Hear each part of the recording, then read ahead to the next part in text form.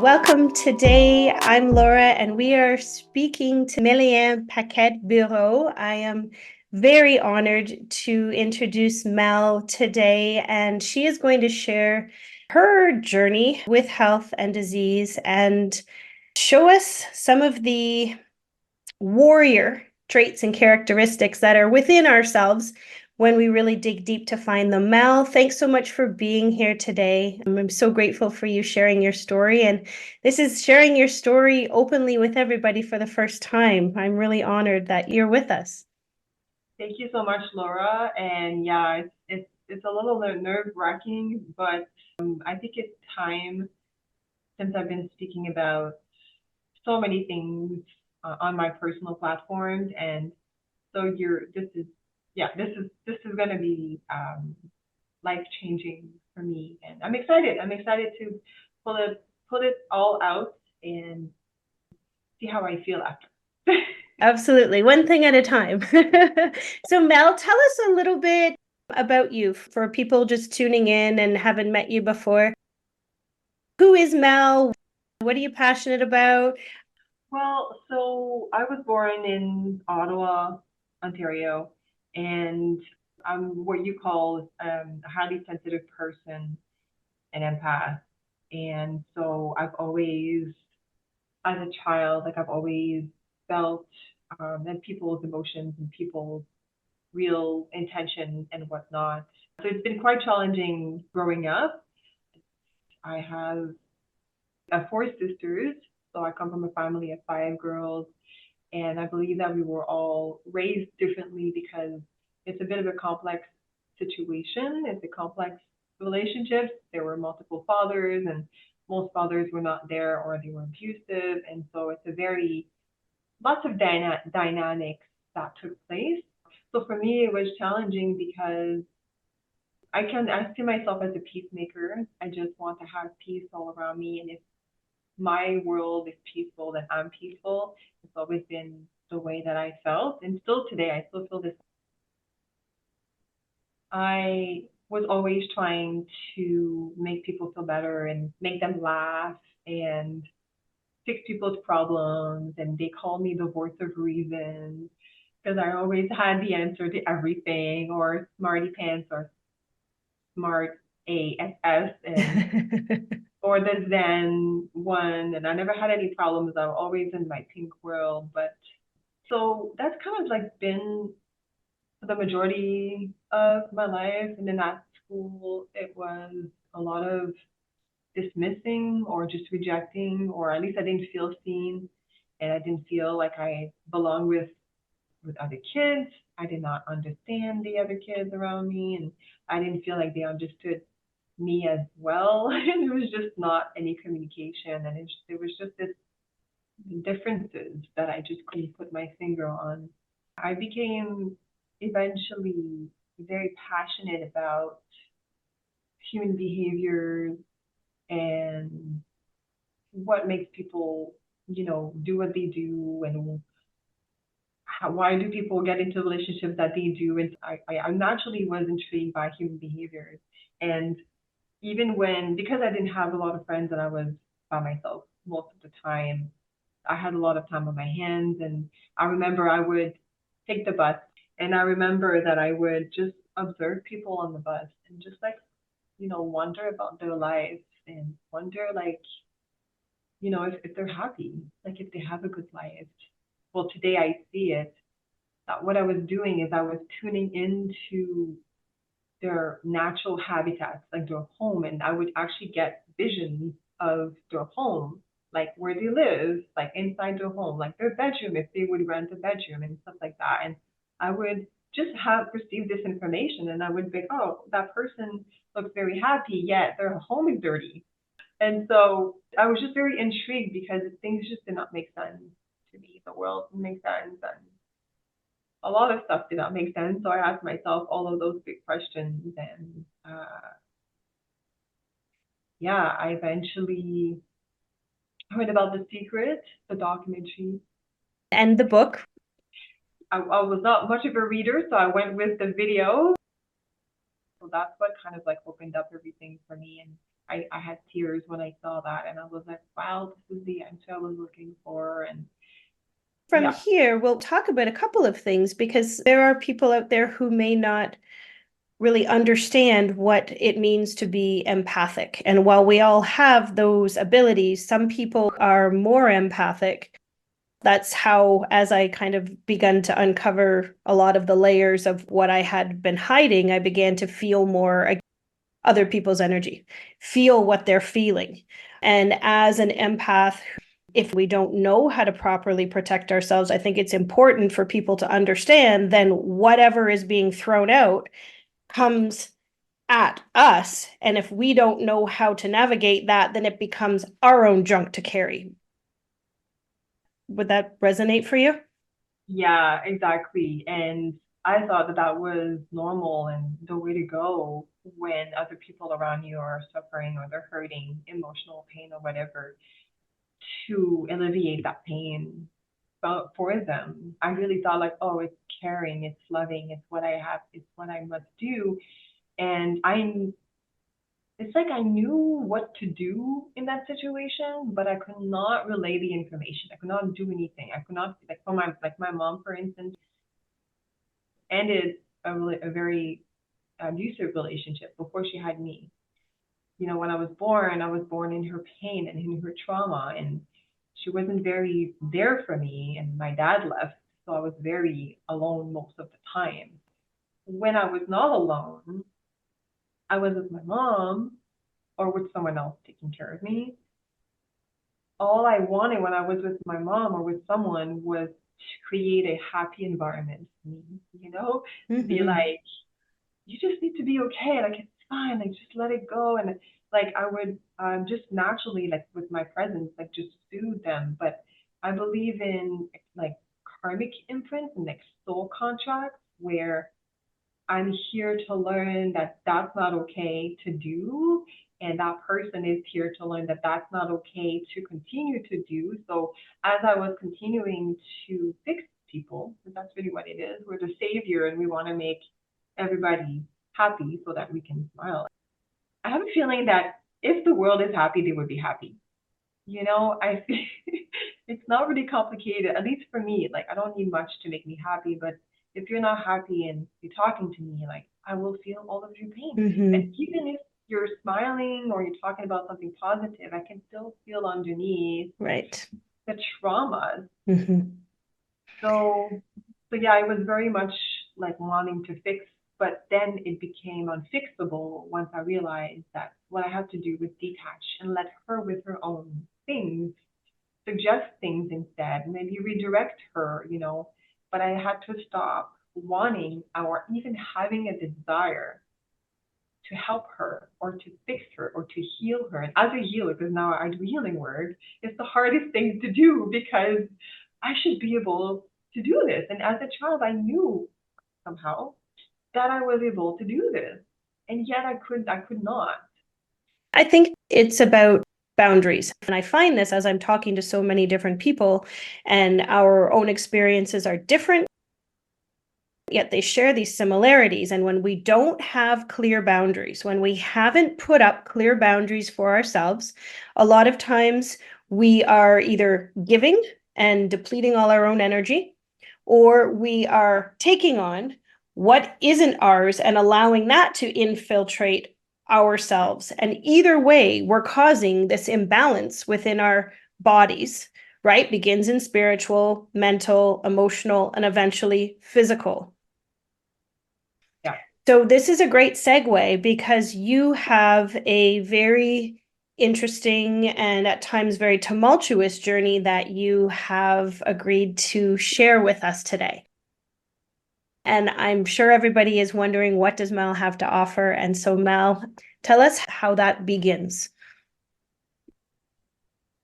So what had happened is, well, the moment that I had an opportunity for me to leave home, I was 18 and I met a guy and we fell in love and we moved together. And then that didn't work out, came back home, got a job, and then moved out again. So by the age of 18, I was out. And like what I was doing was I was speaking for myself. I was looking for safety and security outside of me in every way that I could. So what I did is I got a job after job after job. I got apartments after apartments after apartments. I got all of these things. I had friends. I had lots of money. I was doing very well considering my upbringing. And so that took me to losing myself completely, to the point where like I was always on the wrong path. Like, personally me working for another, not necessarily working for another person, but working in the corporate field or in administration, which I've done a lot of administrative work before for over a decade. And so what had happened is something had to break. Something had to stop working in order for me to realize that it wasn't working. And the way that it showed it to me was through addiction. A lot of addiction in my family to begin with. It's not just coming from me, but there's mental illness, physical illness, and a lot of addiction, different types of addiction. But I got addicted to alcohol, and then it changed into drugs. And so I was working and I'm going to say using, the term that we use is I was using substances. So I was working, I was maintaining awesome positions, but I didn't really care for them. And all I cared about was going home and then having that bottle of wine and then planning an evening with someone or going dancing and stuff like that. So that was my life for like 15 years. So, okay, so Mel, are we talking about daily alcohol and drug use? Was that what was getting Um, you through? So at first it was more like on like occasionally, like on the weekends, and then it got on a nightly basis. For like 10 years, it was like only alcohol, but I would there would be a lot. And then eventually it became to like 3, 4 times a week. And like I would drink like before I would go out, I would drink at the club and I would go to an after hour party and it would just never end. And I would be hungover for 3 days and then I would go to work and I would go to work. I would just still go to work. I was in my 20s, and there was no end to what my body could do. Like I was infinite energy, and I was running in high heels.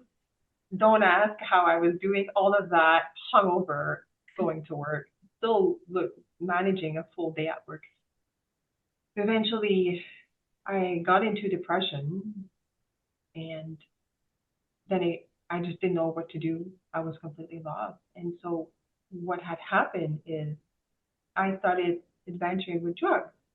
And like I got myself into it. I heard a person who was doing drugs and I invited myself and that's it. That's how it happened. I wanted to have that experience because alcohol wasn't doing it wasn't doing it for me anymore. So would you say, Mel, that you were kind of lost and searching, and these were tools that you were trying to use to find what it was you thought you were trying to find? Yeah, and that was my self-esteem, my confidence, my essence, who I really am, my gifts. Like I was a very shy person. I didn't have friends. I didn't have good, healthy relationships in my life. So I didn't have long-term friends. I did, but we weren't really aligned. And so I never really knew who I was. I was always concerned about everyone, like everyone around me, and especially my mom. Even when I wasn't with her, I would cry at night before I would go to sleep. I would cry myself to sleep because I did not know if she was going to make it overnight. She Mhm. had some health issues, and now she's passed, by the way. She Sorry, passed, yeah, it was recent for you, yeah. yeah, just a few in September. Yeah, quite recent. Well, and I think, Mel, it's important for people to understand because, like you, myself too, I grew up with a bipolar alcoholic father who was never around. And so you kind of tried to like you said, like make people happy around you. Just have as best of an experience as you possibly could, because inside you're this little child who needs nurturing and care, but nobody is there or giving it to you as much as you need. So you're like, okay, I'll give to them. And then if they're happy, then I'm going to be happy. And eventually, just like you said, we become so disconnected from who we are. We've taken on everybody's belief systems and what they've told us, who they've told us we are, and what they've told us we're like, and all of these different kinds of things. And then we're an adult all of a sudden, and we're like, who the hell am I? Like, I have no idea who I am. And then this is when we begin our journeys in different ways. And yours now led down this path with alcohol and drugs. Tell us what happens next. At some point, you recognize that there was a problem. Yeah, the world of drugs, is a very dangerous place, obviously. And I kept on being told that I was not going, that I didn't fit in, that I should not be. I got these messages like, get out, it's not for you. It's almost like I knew that I was only passing in that world temporarily. Anyways, I got into an abusive relationship, and then next thing you know, I got into a lot of relationships that were not really healthy for me, and I had burned all my bridges. And then I just found myself at this person's house, and I would just like stay there all the time. I had my own little place, but I wanted to be with people who understood me. I mean, like, there's a lot of overlap, right? Like, I felt like I could connect with alcoholics or addicts better than some other people because I felt like in some way they were so real, but in some other way they were also very hurt in their own ways. But there was that acceptance and that, yeah, I want to hear you. And oh my God, yes, it was just a completely different world. And I feel like I needed that. I needed to see that and experience that and understand why they were the way that they were and why they were doing. I was seeking. I was seeking for information from them as well. Those bonds that you were forming were actually bonds based on wounds, right? So you're connecting with those wounded people because it's based on your own wound inside, whether it be, those deeper wounds from abandonment and your parents and those things. And then, there's the whole abandoning ourselves. You're lost and they're lost. And so everybody connects based on their wounds. And so it's not surprising, likely in hindsight, why you connected more with those people than other people, because they were sharing that trauma with you. Yeah, yeah, and also the imprint of being the savior, like wanting to save people, wanting to get the story out of them so that I can fix them because I didn't get to fix my mom. Mm. So I continued that pattern with anyone around me, including the guy I was dating. And I'm like, you're so smart. It's like we could start a business together. We could do so many things together. And I had an image of us sober having a beautiful life because I was madly in love with him and he was supposedly madly in love with me. I'm not sure today. But yeah, I wanted to fix him. But yeah, I got to a point where it wasn't about that anymore. It was really just about numbing myself and trying to find that next high that is never reachable because it's a synthetic high. It's not real love, it's not real connection with yourself. It's like an empty high that is only accessible here and there. And eventually, because you're going against your light and you're not going towards your own self, you're going against your own self. Like I think it's okay if you want to experiment once in a blue moon, but I was not experimenting. I was going the other way, and so I had an overdose, and I ended up in a hospital. And after that, I had a bit difficult to say. I actually never said that in out loud, but I had a like I've always had this light, I guess, inside of me.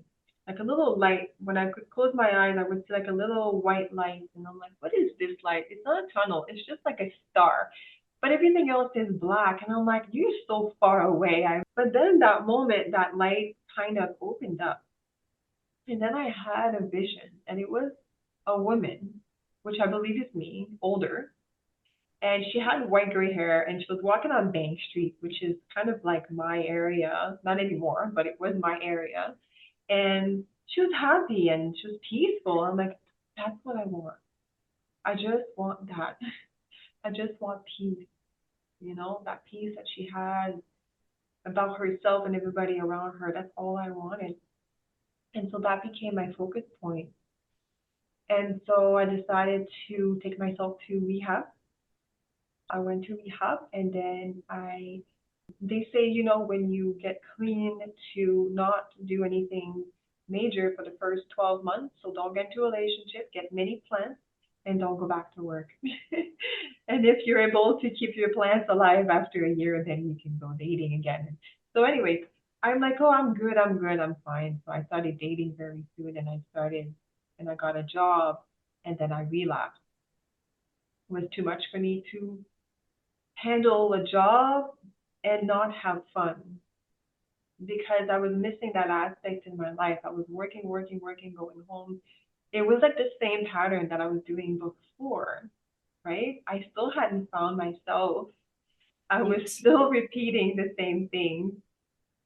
So yeah, anyway, so I relapsed. I went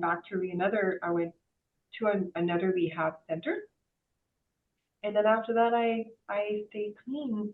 Since then, it's 3 years and almost 6 months now. Amazing. So tell me though, like you were in rehab, and tell me about the experience while you were there. Were you on medications? What did rehab consist of while you were there? The two rehabs that I did, they were both very different. One was like more strict. I called it boot camp, which I really needed, but it was like 12-step based.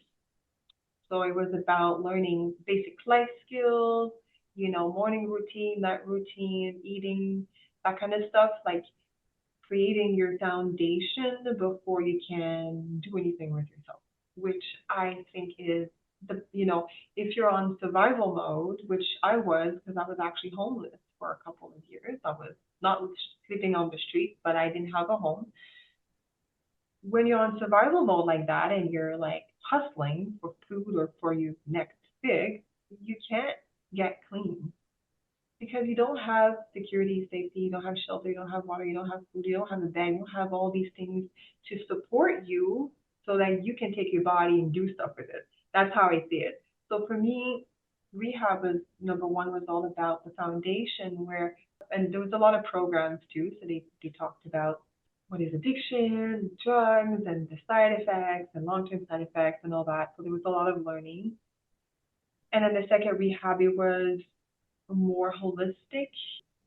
It was more just based on more in-depth program, like a lot more information about like pause, for instance, post-acute withdrawal syndrome, which is something that can affect and people who use for a long time. We're going to go into that a bit later, but there was a lot of information and it made me a lot of support and a lot of planning for your future and a lot of what is emotions and how to understand your emotions and how to set boundaries and how it's okay to set boundaries. And I was like, oh, really? What are boundaries? I never knew what boundaries were because in my family, we were so tight, but it was more like not a very healthy relationship because of the wounds that we all had individually. We're so afraid to lose one another, but sometimes it's healthy to let go and to fly, right? Of Instead course. of wanting to continue a pattern that doesn't Mm-hmm. work for everyone. Right. Like it might not Unhealthy. work Yeah. for you. So there was a lot of learning and it was just the basic. It was basic information for me because when I got out of there, I was like, oh my God, I'm all in. Like I wanted to learn everything about trauma. I wanted to learn about emotions. I wanted to do all that. And so yeah, I was already ready to take my Reiki course by the time I finished the second program. I had already purchased it. So when I got home, I said, I'm going to give myself one day of grace of doing nothing. And then the next day, I'm going to start my Reiki course and I'm going to be a Reiki master and I'm going to start helping people using Reiki as a tool to help people who are in recovery. So pause could be so chronic substance use, and the way that I was using was like binge using, meaning like I could like go on for 7 days without sleep and without water, without food. So it was extremely hard on my system. So it can change the molecular, cellular, and neural pathways in your the Mhm. whole thing in your brain. I'm not. This is not my area of expertise. So and that can affect your emotion, your behaviors, your organs, your internal system, and it can cause minor and even major injuries that can last months or years. And sometimes people are left with some type of injuries coming from the use of drugs and alcohol. So Mhm. anybody who uses a lot, even if it's not binge using, like me was obvious, but if it's like a functioning addict or functioning alcoholic, it can still get to a point eventually where there might be some injuries that will be a little bit more difficult to reverse. I believe that anything is possible. So that's the reason why I got into Reiki is because when I had my first Reiki session in between rehab, it changed my world. Like it connected me to bliss and to peace and like they say when you get clean, the first 3 months, they call it the pink cloud. But for me, Reiki was an extended version of the pink cloud that never went away. I was always in my pink world before, but now it was more intense. I was like, this feels amazing. Like, can I keep this feeling forever? And so I need to introduce that to people because I knew a lot of people who would use. And I'm like, I got my gang, I got my people, I can get them to heal. Again, that's the savior coming in. I Mhm. understand that now. Mhm. But it doesn't mean that the information and the experience is not there. And so doing Reiki on myself allowed me to skip pause totally. So I didn't have any injuries, not that I'm aware of. I didn't even have a like night in the nightmares are very common as well when you're purging and healing all the trauma. So I had nightmares for like a week or two, but then they stop. And normally that could last for years and years and years. Some people they have trauma, they have nightmares forever. So I had nothing. It's almost like I went back to before even using. Absolutely amazing. So for people who don't know and aren't familiar, Reiki is essentially energy medicine. Using energy as medicine, directing it with intention to help support healing in various areas of our bodies. Yeah, Reiki is, I mean, there's so many different powerful energy medicines, right? That's how my journey opened up as well, doing my Reiki master training. And I went, wow, there's a whole different world out here. It just helps you to connect to yourself on a different level, heal yourself on a different level, bring awareness to different levels of yourself. Yeah, exactly. Layer by layer. But I think that like bottom line is like understanding that the reason why we feel the way that we feel and act the way that we act when it's not good, when it doesn't feel good, or when we attract these people who don't make us feel good. I think it's really about becoming aware of the parts of us that we once let go, that we said, that's not me. I didn't go through that. That didn't happen. I don't feel this way. I'm not guilty for this. I don't have no shame. It's like all of these things that we refuse to look at because we see them as bad. Our But shadow aspects, yeah. but it's not bad. It's okay to feel all these things. There's no Mm-hmm. harm, there's no shame. It's about understanding why did you feel these things and that it's normal and accepting. And I have this little process that I go through, and when I do shadow work, because shadow work, I'm going to be honest, it was a bit of a journey at first because I didn't like it. Who does? It Who was likes who likes looking at their deep dark? no, Not it me. was no, and it was just getting and complicated because I like information, so I would just absorb a lot of information coming from people, and I'm like, I'm getting overwhelmed, I'm getting confused, so I kind of like create this like system where when I look at a part of something of me that I don't like or a person that I'm attracting, I'm like, why am I attracting this? I use the 3 steps to find healing or to find peace with it. And first is it's accepting that it happened. number one, accept that it happened. Don't deny that that person is mean. Don't deny that you were mean to that person, because it works both ways. You know, we pick up on those cues, we pick up on those patterns from people, from stuff that we don't like. We can, if not all the time, become that unless we become aware and say, no, I'm not going to repeat. So there was a lot of narcissism that I had to purge because I did not want to be narcissistic at all. I did not want to make a person feel bad for saying no. So so what I do is I find acceptance for whatever it is coming from me or at me, and then understanding is the second step. And the reason why is, for me, like, if I can understand why a person did what they did, I can easily find peace with it, and I can easily forgive. So forgiveness is the third step. So when I can find understanding to the best that I can and say, okay, well, she went through that, so it's normal that she would do the same to me. Therefore, I understand. Now I have to accept, accept that it happened, understand, and then I can learn to forgive, right? And then after those three steps, I can find peace with the whole thing. It doesn't happen in 1 minute, but it's kind of simple little guide that I use, and it doesn't mean that you're going to allow that person back into your life necessarily. It just means that you free yourself from the weight of the situation, because it's not just the person, it's never the person. It's what happened. How did the person, what the intention, the words, it's never like you're a bad person. It's that what you did was, hurt me. Yeah. That's beautiful. So, acceptance, understanding, and forgiveness is beautiful and can be used in that way to forgive someone else.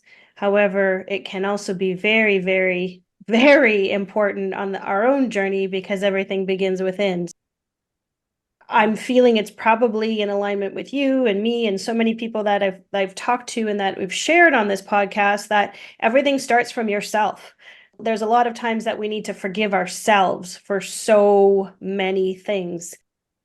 We are so hard on ourselves. We have such expectations, so many perfectionists in society. That was definitely part of me. It was either 110% or zero. Those were my only two operating levels. Never anything kind of, in the middle or okay. So using those tools, those are beautiful, Mel. And those are an opportunity not only to forgive, but for others to actually work with forgiving themselves, understanding themselves at a deeper level. And when we begin to bring awareness to what is going on, you said acceptance.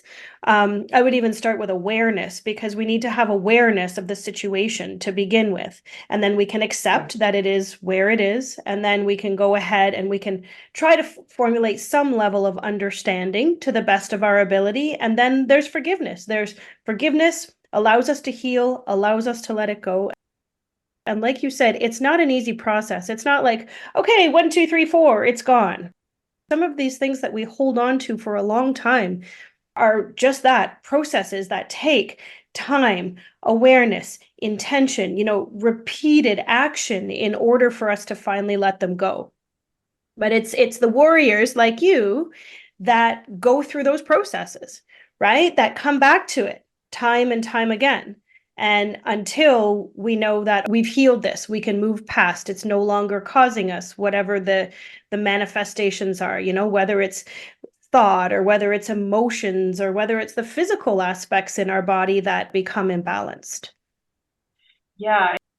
And like, I'm a big believer that if we have all these wounds that are unhealed, and then that will eventually be attached to, well, not attached, but kind of like the energies will influence the physical body, and then Mm-hmm. diseases and illnesses can birth from that. So one of the reasons why I was really into Reiki and energy work, and I also use frequencies and EFT and breath work, and I work with mentors, and I did shamanic training as well. So quantum healing is kind of like my big thing now. So I use a lot of techniques, but the reason why was because I don't want to have any diseases.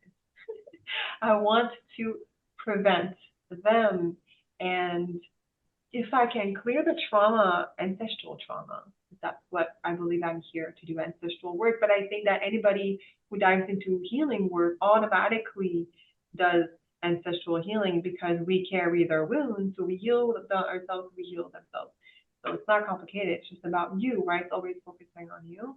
But it was because I wanted to stop the cycles. I wanted to stop the patterns, the behaviors, the abuse, the addiction, the mental illness, and the physical illness, because there was a lot of physical illness in my family. And I'm like, no, no, no, no, no, no, I don't want that. And I believe that if you believe that you're not going to have it because you're focused on something else, that it's possible. Mm-hmm. That's kind of what I'm really into right now. And for some people, I feel like something that they might need to work is let go of control, maybe, of controlling other people, but also controlling their every single moment. Mm-hmm. For me, it was, and there's other things that other people might have more have more of as a challenge. But for me, my biggest challenge was to stop wanting people to feel to feel a certain way or to be a certain way around me, and to just be a certain way energetically, or I had to accept that I like vibe a certain way and people vibe a certain way, and I can't even change that because I believe that we could all be happy. And so I wanted that for people more than ever. And what I had to back off of was that desire. I have to stop wanting that and just be that. And those who want some of my guidance, then I can work with them. And that's so hard. Mm-hmm. Not wanting my mom to feel good in the morning. I know that it sounds bad, but I have to just let her feel the way she needs to feel because her soul is here to have that experience. If she wants help, she can ask for help. But that need that you need to be different for me to be okay made me sick. I think you Yeah. touched on a couple things there, Mal. That one thing that's so important for people to understand is only thing in this world that we can control is ourselves. That is the only thing that we have control of. Nothing external to us can we possibly have control over. So we get to control ourselves down to every thought, every emotion, every reaction in every situation, how we interpret the situations in our life, all of those things. And when we begin to change our perception of things, including how we look at ourselves, everything around us changes. But Mhm. until we do that, things will continue to be the same. And if you don't like where you are, the only person responsible for that is you. And that is a really crappy thing to look at. And we've all been in that situation. Mel, would you agree? Like you look around and you go, how did I get myself into this mess? And like, really, I'm accountable for this? I put myself here. What the hell was I thinking? Yeah. Well, and yeah, it must not be super easy for people to understand that, but like for me, I see it as the soul has desires and it wants to experience certain things. And if you can look at it from that perspective, like the soul is on a journey and you, in a way, you have nothing to do with it. Your only job is, if it doesn't feel good, is to change it. But the why you're there is you can blame your soul. If it's going to make you feel better, you can say, hey, like, why? But you're not going to get the answer. The answer is going to be because. And then what now? Mm-hmm. What are And you going to then do now with this? That's like the why this is happening as a child. I believe the soul wanted that family and it chose its people and it chose its big stops, its big, mhm. you know what I mean? It's the Yeah, I big do. events. Yes, the big events in your life, they continue to make us who we are today, and how we process them and react to them and move through them and come out the other side is completely up to each and every one of us, right? We all have trauma. Some people have bigger trauma or less trauma, but it doesn't really matter because it's all trauma and how we interpret it and perceive it. Then yours isn't more traumatic than mine or vice versa. We all Yeah. have our own traumas, right? And so how we navigate those, I believe, really has to do with how happy we're going to be in our lives, how we can move forward after situations that are challenging, and can we look at them as an opportunity to grow or an opportunity to become a victim and stay in whatever space we were in. Yeah, I sort of like live my life now just thinking, okay, this is happening for me.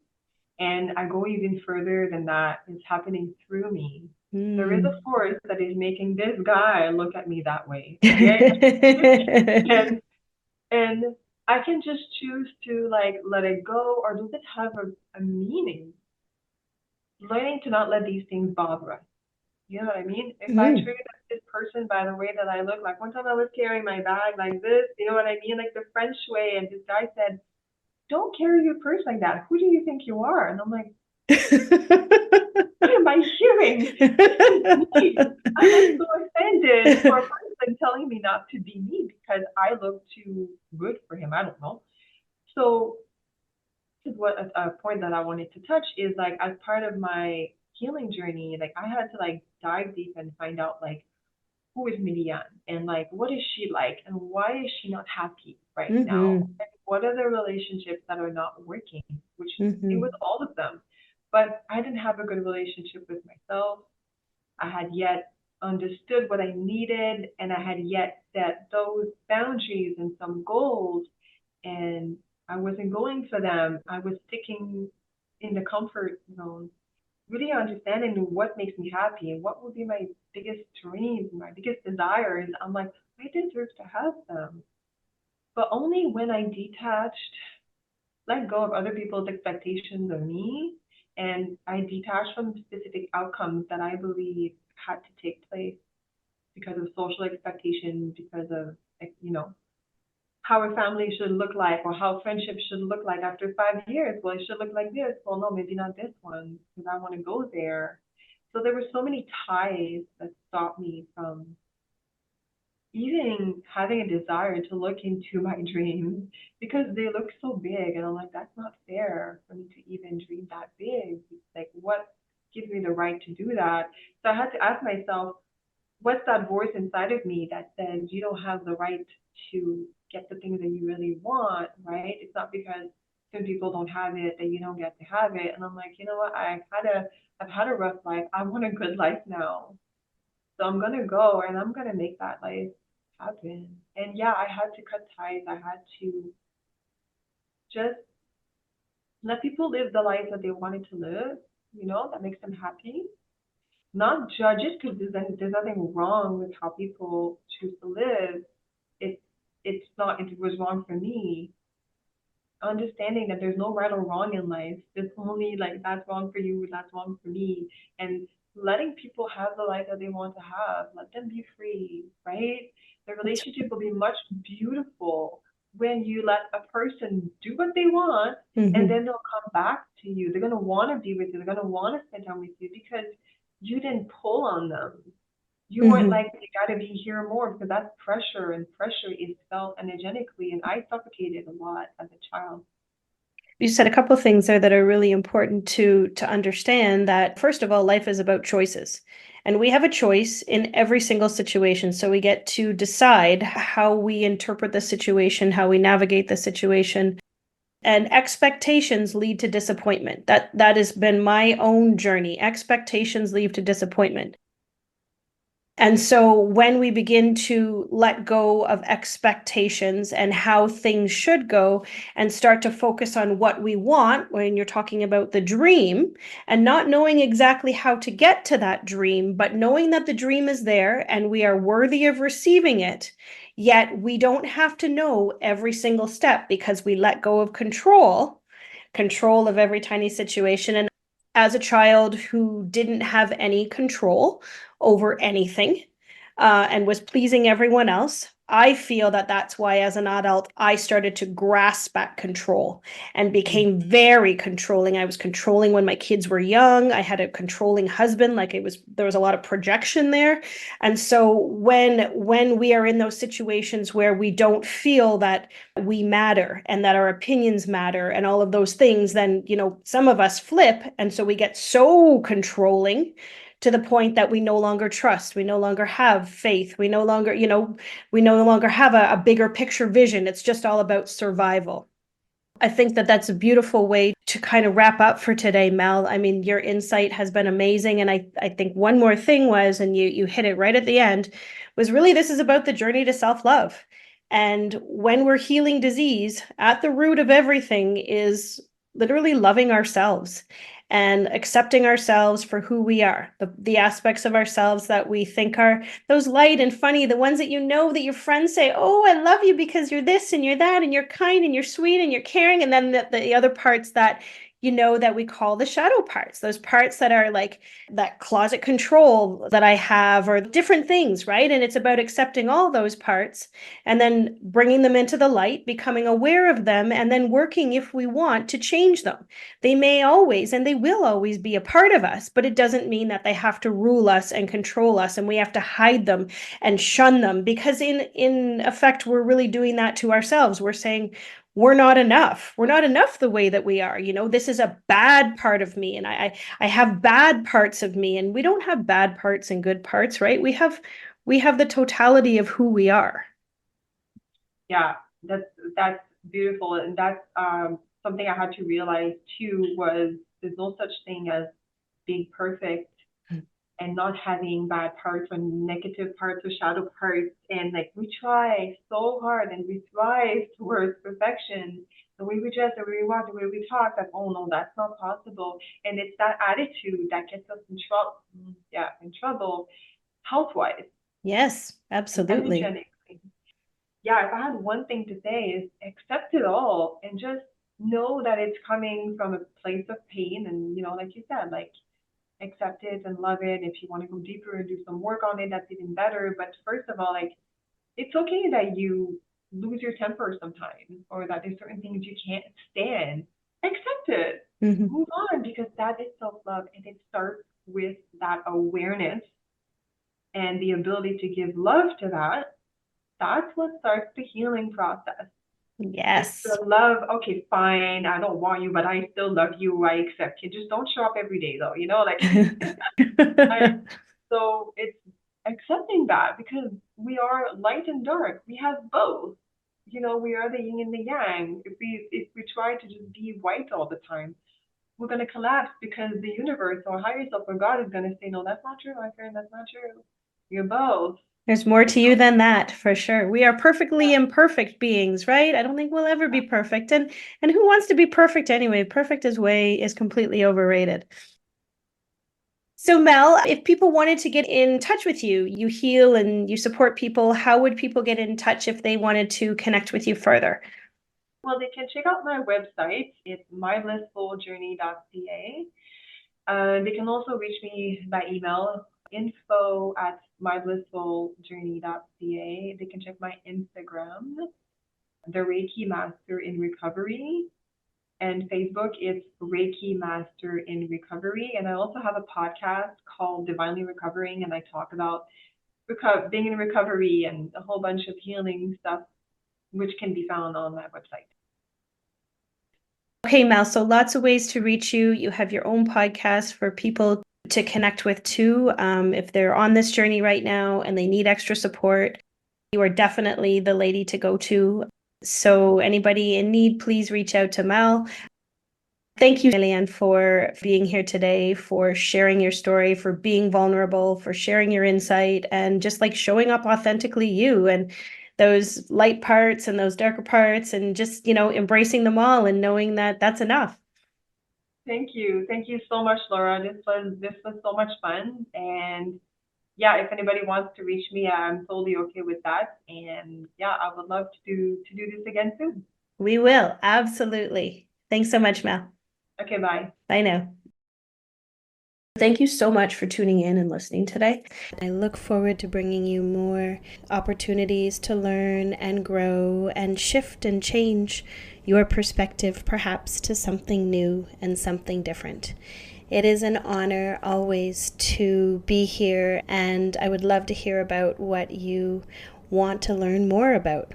Please go to Spotify, give me 5 stars, go to Apple, give me 5 stars and a review. I would greatly appreciate it. This is the way that this podcast can get out, so more people will have the opportunity to listen. There will be another episode dropping each week. Keep a lookout for that, Apple and Spotify. Food Feels and Banana Peels. I'm Laura Pfeiffer. You can check out more about me, learn about what I do at laurapfeiffer.com. Wishing you much love, joy, happiness, and health on your journey.